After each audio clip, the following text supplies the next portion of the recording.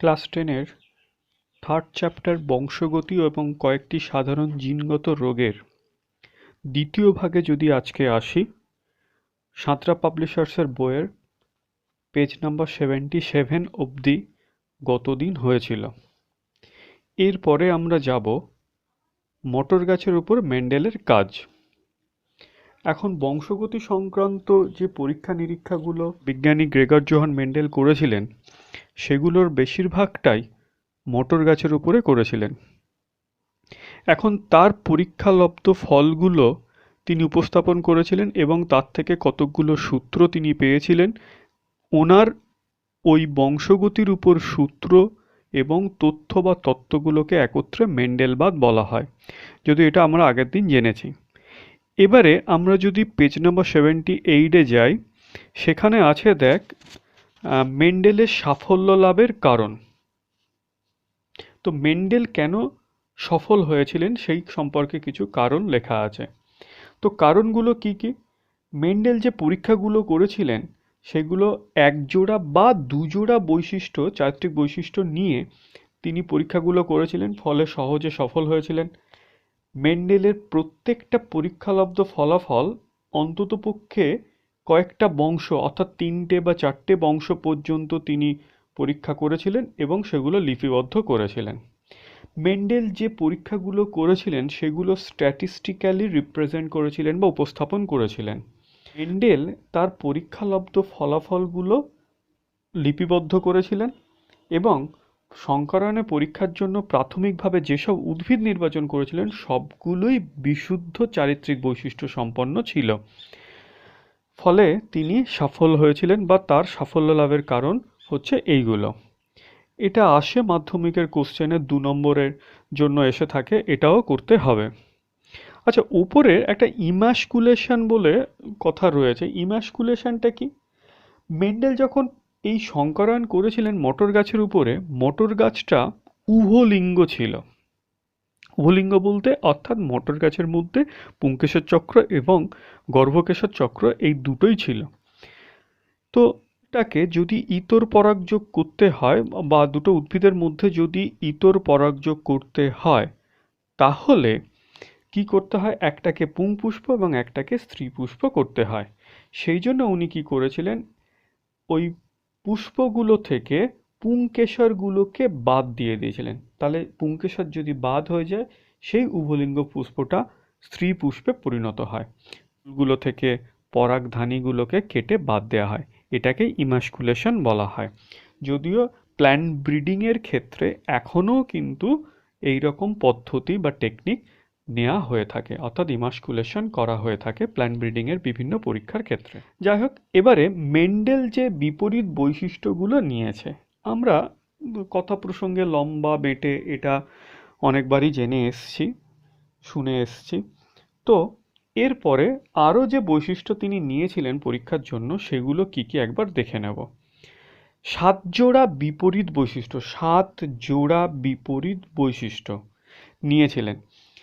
তো সেই 7 জোড়া বৈশিষ্ট্যের মধ্যে কিছু প্রকট বৈশিষ্ট্য আর কিছু প্রচ্ছন্ন বৈশিষ্ট্য রয়েছে। জোড়া কথাটা এই কারণে বলা হচ্ছে কারণ 7টা যে বৈশিষ্ট্য ছিল তার প্রত্যেকটার একটা প্রকট এবং একটা প্রচ্ছন্ন বৈশিষ্ট্য ছিল, অর্থাৎ দুটো করে কন্ট্রাস্টিং ক্যারেক্টার ছিল। তো কি কি? বীজের আকার গোলাকার, প্রকট বৈশিষ্ট্য, প্রচ্ছন্ন কুঞ্চিত। বীজের বর্ণ হলুদ এবং সবুজ। পরিপক্ক ফলের আকৃতি পরিপুষ্ট ও খাঁজযুক্ত। ফলের বর্ণ সবুজ হলুদ। ফুলের বর্ণ প্রকট বৈশিষ্ট্য বেগুনি আর প্রচ্ছন্ন বৈশিষ্ট্য সাদা। কাণ্ডে ফুলের অবস্থান কাক্ষিক, প্রকট প্রচ্ছন্ন শীর্ষস্থ। কাণ্ডের দৈর্ঘ্য, যেটা নিয়ে বারবার বলি, কাণ্ডের দৈর্ঘ্য দীর্ঘ বা লম্বা, প্রচ্ছন্ন বৈশিষ্ট্য হচ্ছে খর্ব বা বেঁটে।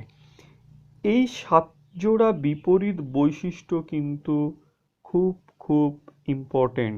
এই 7 জোড়া বিপরীত বৈশিষ্ট্য পরীক্ষায় আসে মাধ্যমিকের সালের কোশ্চেনে। যদি দেখা যায় এর কোশ্চেন এখান থেকে আসে, অনেক সময় 3টে লিখতে দেয়, অনেক সময় শর্ট কোশ্চেনের মধ্যে চলে আসে। তো এই নয় যে আমি 7 জোড়া না করে যে কোনো 3টে করব বা 4টে করব, তা কিন্তু নয়। শর্ট কোশ্চেনের জন্য করতে গেলে 7 জোড়া বিপরীত বৈশিষ্ট্যই সবগুলোই ভালো করে করতে হবে এবং প্রত্যেকটা মনেও রাখতে হবে। বিশেষ করে শর্ট কোশ্চেনের জন্য যদি আমরা দেখি, এই বৈশিষ্ট্যগুলো কিন্তু ইম্পর্টেন্ট। 7 জোড়া বিপরীত বৈশিষ্ট্য করতেই হবে, ভালো করে মুখস্থ করতে হবে। আচ্ছা, এরপরে ওই ছবিগুলো দেয়া আছে, সেগুলো বইয়ের পাতা 79-এ যদি যাই, এখানেও আরেকটা ছোট কোশ্চেন বা 2 নম্বরের কোশ্চেনের মতো রয়েছে। মেন্ডেল মোটর গাছ কেন নিয়েছিলেন? এক, মোটর গাছ তো খুব সহজে চাষ করা যায়, অর্থাৎ যে মোটর গাছ দ্রুত বংশ বিস্তার করতে পারে, অর্থাৎ ফুল ফল খুব তাড়াতাড়ি হয়, তার থেকে মটর উৎপন্ন হলো, তার থেকে আবার নতুন গাছ হতে পারে। তাহলে কম সময়ের মধ্যে বেশ কয়েকটা বংশ নিয়ে উনি পরীক্ষা নিরীক্ষা করতে পারবেন, সেই জন্য মটর গাছ নিয়েছিলেন। মটর গাছ উভলিঙ্গ হওয়ায় এবং স্বপরাগী হওয়ায় মটর গাছ নির্বাচন করেছিলেন। তাতে করে কি সুবিধা হবে? মটর গাছের ওই যে বললাম ইমাস্কুলেশন যদি ঘটানো হয়, তাহলে অবাঞ্ছিত চরিত্র এখানে মিশে যাওয়ার সম্ভব নেই, অর্থাৎ বাইরে থেকে অন্য কোনো বৈশিষ্ট্য মিশে যাবে, সেটার সম্ভাবনাটা কম থাকে। তো সেই জন্য মটর গাছ উনি পরীক্ষার জন্য ব্যবহার করেছিলেন। এবং মটর গাছের যে বিপরীত বৈশিষ্ট্যগুলো ছিল বা উনি যেগুলো নিয়েছিলেন, সেগুলো সব বিশুদ্ধ বা খাঁটি ছিল।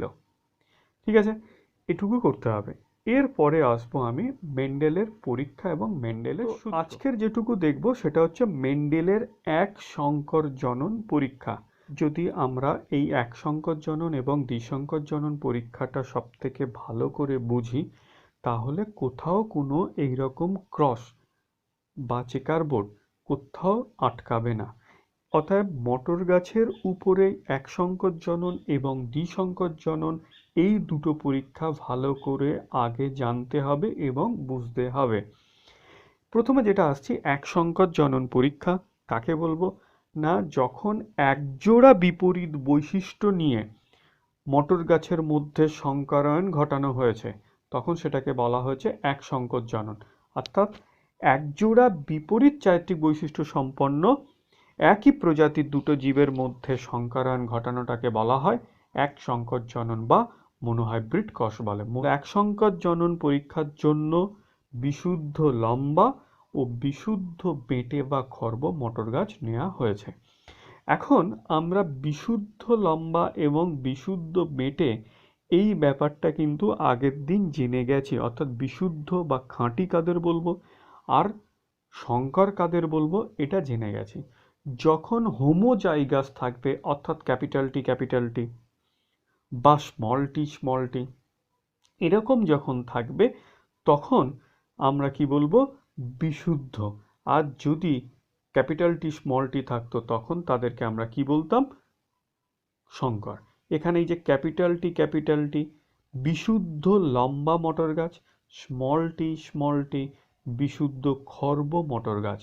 ক্যাপিটাল টি অ্যালিল যেটা ধরা হচ্ছে, ক্যাপিটাল টি, এটা বিশুদ্ধ লম্বার জন্য দায়ী ফ্যাক্টর।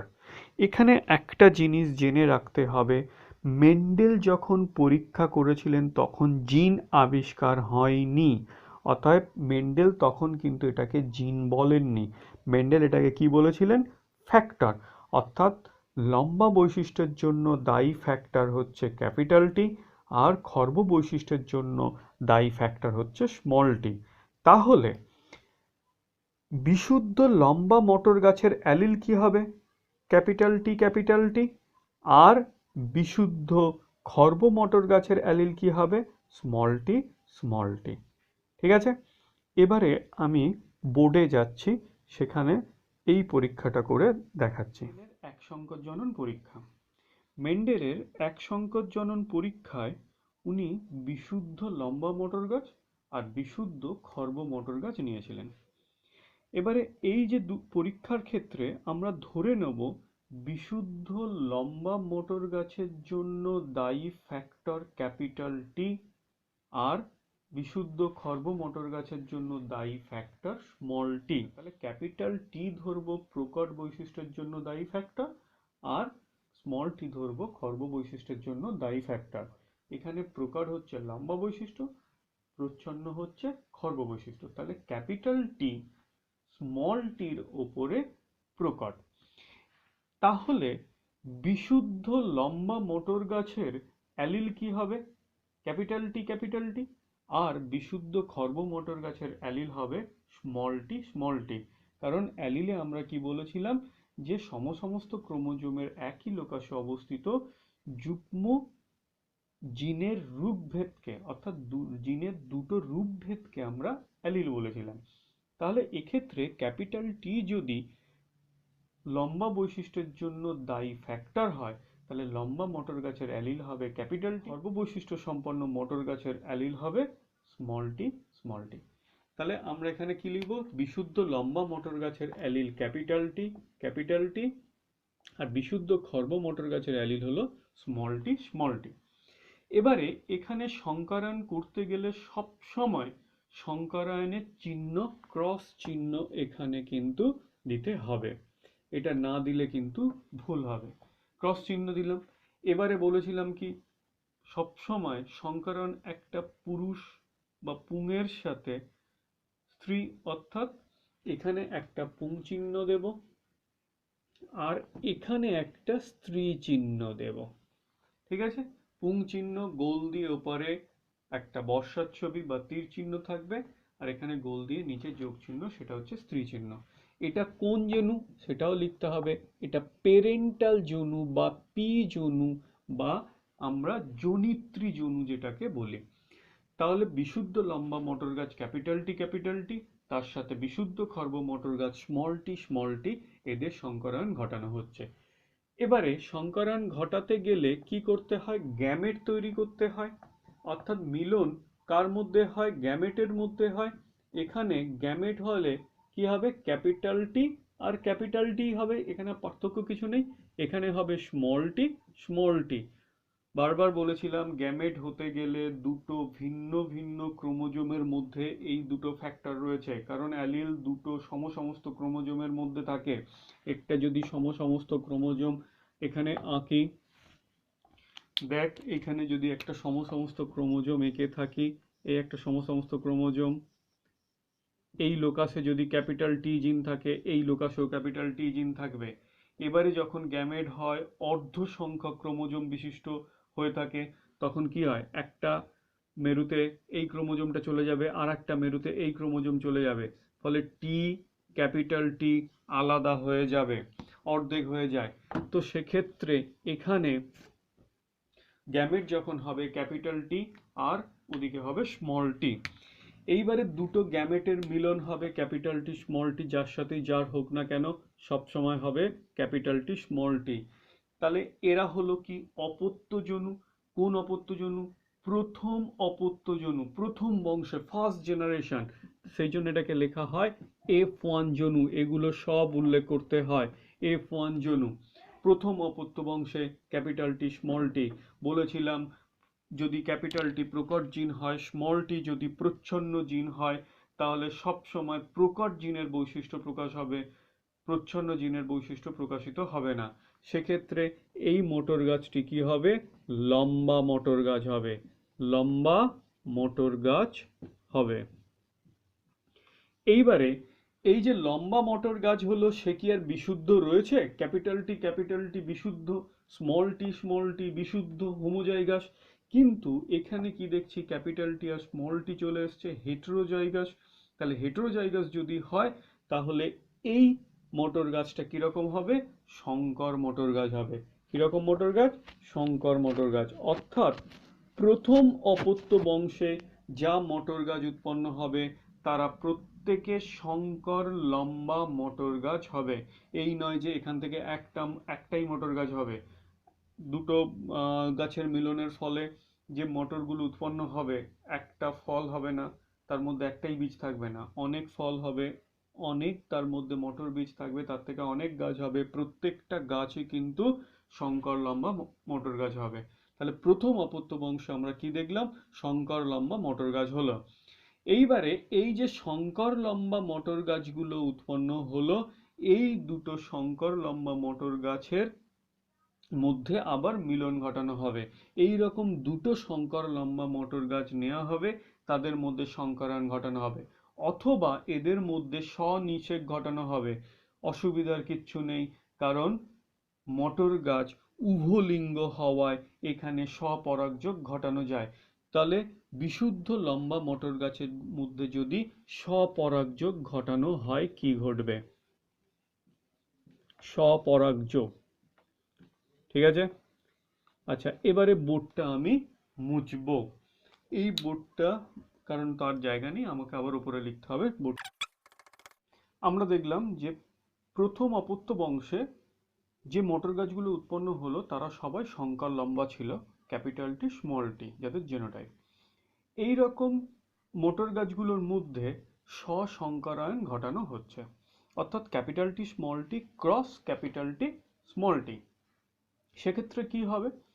এখানে আমরা capital T small T cross capital T small T, এখানেও পুং চিহ্ন স্ত্রী চিহ্ন দিয়েছি বা দিতে হবে, ক্রস চিহ্ন রয়েছে, এদেরও গ্যামেট হবে।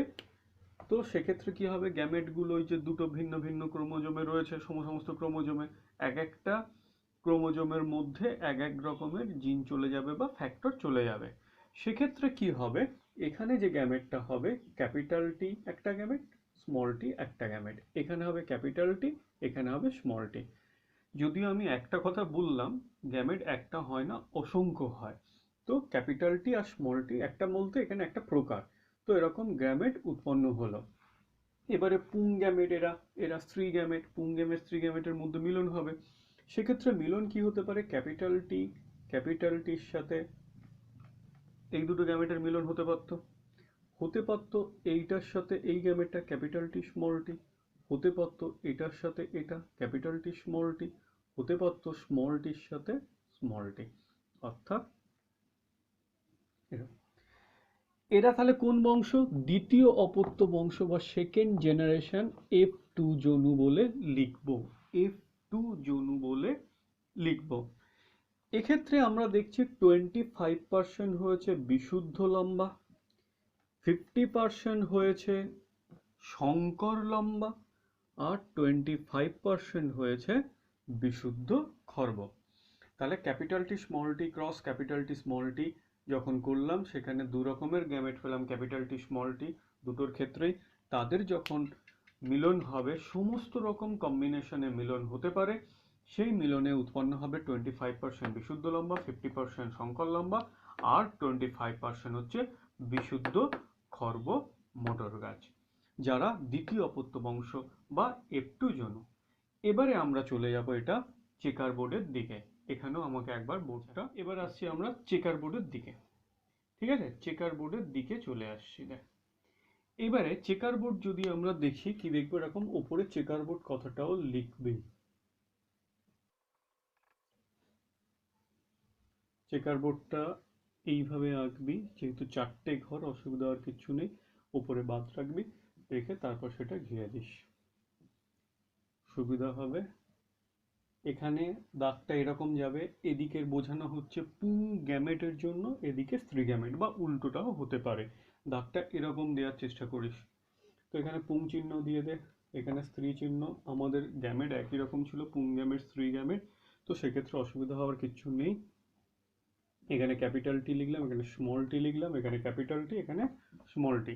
এইবারে দেখ, এই দুটো গ্যামেটের মিলন।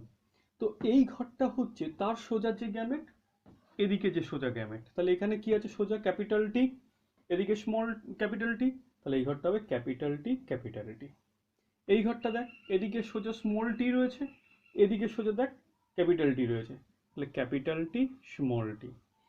এই ঘরের সোজা দেখ ক্যাপিটাল টি, এই ঘরের সোজা দেখ small tea, capital T small টি হলো।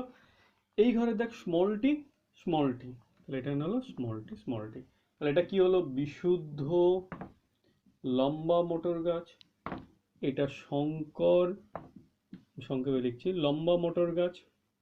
এটাও হলো শঙ্কর লম্বা মটর গাছ। এটা হলো বিশুদ্ধ খর্ব মটর গাছ। F2 জনুর চেকার বোর্ড, F2 জনুর চেকার বোর্ড, F2 জনু লিখলাম। এইবারে দেখ, এখানে আমরা যদি ফেনোটাইপটা দেখি, বাহ্যিক বৈশিষ্ট্য, আমরা কি দেবো? এটাও লম্বা, এটাও লম্বা, এটাও লম্বা। একটা দুটো তিনটে এই কথা না বলে, কারণ ওই একই কথা মোটর গাছের মধ্যে মাত্র চারটে মোটর গাছ হবে না যে তার একটা বিশুদ্ধ লম্বা, একটা শঙ্কর লম্বা, আর একটা শঙ্কর লম্বা, আর একটা বিশুদ্ধ খর্ব মোটর গাছ। অসংখ্য মোটর হবে, বীজ হবে, তার থেকে অসংখ্য মোটর গাছ হবে, যার মধ্যে এক ভাগ বলবি বা 25% বলবি যারা একের চার ভাগ হলো বিশুদ্ধ লম্বা, দুইয়ের চার ভাগ বা 50% হলো শঙ্কর লম্বা, আর এক ভাগ বা একের চার ভাগ হলো বিশুদ্ধ খর্ব। তাহলে আমরা দেখতে পাচ্ছি এখানে তিন ভাগ লম্বা। আমরা যখন বাইরে থেকে মোটর গাছটাকে দেখব, তার সেটা তো আর দেখতে পাবো না তার জিনটা কেমন রয়েছে, বিশুদ্ধ না শঙ্কর। সেক্ষেত্রে আমরা দেখতে পাবো যে তিন ভাগ লম্বা হয়েছে আর এক ভাগ খর্ব হয়েছে। তাহলে এখানে ফেনোটাইপ অনুপাত হবে, ফেনোটাইপ অনুপাত সেটা হবে 3:1। 3:1 ফেনোটাইপ অনুপাত, কারণ বাহ্যিকভাবে আমরা দেখতে পাচ্ছি তিন ভাগ লম্বা আর এক ভাগ খর্ব। সিমিলারলি জেনোটাইপ অনুপাতের দিকে যদি যাই আমরা, জেনোটাইপ অনুপাত কি হবে? এক ভাগ বিশুদ্ধ লম্বা ক্যাপিটাল টি, দু ভাগ শঙ্কর লম্বা ক্যাপিটাল টি স্মল টি, আর দেখছি এখানে এক ভাগ কি রয়েছে, বিশুদ্ধ খর্ব স্মল টি। তাহলে এক ভাগ ক্যাপিটাল টি, দু ভাগ ক্যাপিটাল টি স্মল টি, আর এক ভাগ স্মল টি। সেক্ষেত্রে হবে অনুপাত তাহলে 1:2:1। জেনোটাইপ অনুপাত হলো কি 1:2:1। তাহলে এই পুরোটাই হলো এক সংকর জনন পরীক্ষা। এটা তোরা বারবার প্র্যাকটিস করবি, খাতায় লিখবি, লিখে আমাকে পাঠাবি, ঠিক আছে? ও হ্যাঁ, এই এক সংকর জনন পরীক্ষা থেকে বিজ্ঞানী গ্রেগর জোহান মেন্ডেল, বংশগতির জনক, তিনি একটা সূত্র আবিষ্কার করেন বা উপনীত হন। সে সূত্রটা হলো পৃথকীভবন সূত্র বা ল অফ সেগ্রিগেশন বলে, যেটা বংশগতিবিদ্যার প্রথম সূত্র বলা হয়, ফার্স্ট ল অফ হেরিডিটি। দুটি বিপরীত চারিত্রিক বৈশিষ্ট্য সম্পন্ন জীবের মধ্যে, অর্থাৎ লম্বা মোটর গাছ, খর্ব মোটর গাছ, দুটি বিপরীত চারিত্রিক বৈশিষ্ট্য সম্পন্ন মোটর গাছের মধ্যে সংকরায়ন ঘটালে প্রথম অপত্য বংশে বৈশিষ্ট্যগুলো একত্রিত হলেও, আমরা F1 জুনিতে যখন দেখছি ক্যাপিটাল টি আর স্মল টি চলে এসছে, অর্থাৎ লম্বা বৈশিষ্ট্য আর খর্ব বৈশিষ্ট্য চলে এসছে, তাহলে কি হবে, একত্রিত হলেও সেই বৈশিষ্ট্যগুলো পরস্পর মিশ্রিত তো হয় না, মানে মিশে তো যায় না, উপরন্তু ওদের গ্যামেট গঠনকালে, অর্থাৎ ওই যে ক্যাপিটাল টি স্মল টি, ওরা আলাদা হয়ে যায় বা পরস্পরের থেকে পৃথক হয়ে যায়। তাহলে দুটি বিপরীত চারিত্রিক বৈশিষ্ট্য সম্পন্ন জীবের মধ্যে সংকরায়ন ঘটালে প্রথম অপত্য বংশে বৈশিষ্ট্যগুলি একত্রিত হলেও কখনো মিশ্রিত তো হয় না, উপরন্তু ওদের গ্যামেট গঠনকালে প্রত্যেকটা বৈশিষ্ট্য পরস্পরের থেকে পৃথক হয়ে যায়। এইটা হলো পৃথকীভবন সূত্র বা ল অফ সেগ্রিগেশন, বংশগতিবিদ্যার প্রথম। তাহলে আমরা কি পেলাম? মেন্ডেলের এক সংকর জনন পরীক্ষা থেকে আমরা পেলাম পৃথকীভবন সূত্র বা ল অফ সেগ্রিগেশন, যেটা বংশগতিবিদ্যার প্রথম সূত্র। কি বললাম? দুটি বিপরীত চারিত্রিক বৈশিষ্ট্য সম্পন্ন জীবের মধ্যে সংকরায়ন ঘটালে। তাহলে এখানে কি দেখছি? বিশুদ্ধ লম্বা মোটর গাছ, বিশুদ্ধ খর্ব মোটর গাছ। তাহলে দুটো বিপরীত চারিত্রিক বৈশিষ্ট্য সম্পন্ন জীব, বিশুদ্ধ লম্বা আর বিশুদ্ধ বেঁটে বা খর্ব। তাহলে দুটি বিপরীত চারিত্রিক বৈশিষ্ট্য সম্পন্ন জীবের মধ্যে সংকরায়ন ঘটালে প্রথম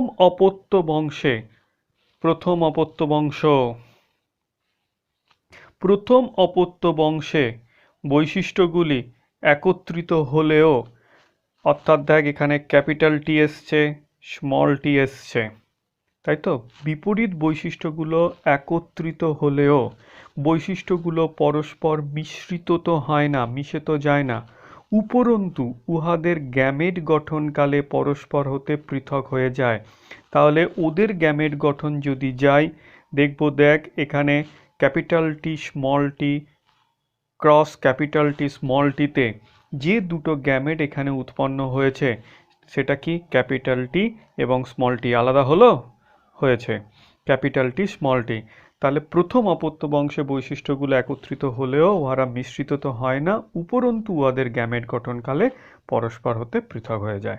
এটাই হলো মেন্ডেলের প্রথম সূত্র। ভালো করে তৈরি করবি, খাতায় লিখবি। এটা যদি না বুঝিস তাহলে দ্বিসংকর জনন পরীক্ষাটা বোঝা সম্ভব নয় বা বুঝতে পারবি না। সেই জন্য এটা ভালো করে করবি, খাতায় লিখবি। ঠিক আছে? টাটা।